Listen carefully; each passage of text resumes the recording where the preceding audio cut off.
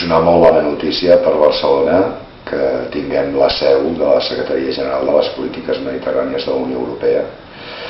i que siguem al punt de referència i de relació dels països mediterranis i de les ciutats mediterrànies. Crec que ens ho mereixíem, i ens ho mereixíem perquè Barcelona té una llarga tradició i Catalunya té una llarga tradició en defensar les polítiques mediterrànies. A vegades ens sembla que això ha de ser així a totes les ciutats, a Roma, a Atenes.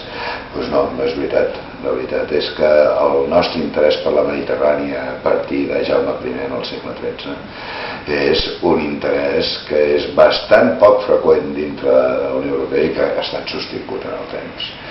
Per tant, penso que Barcelona es col·loca en el món amb més força que abans, és a dir, tinguent molta importància en tots els processos mediterranis i alhora que el món mirarà a Barcelona pel fet de fer aquestes polítiques mediterrànies i ser el centre d'aquestes polítiques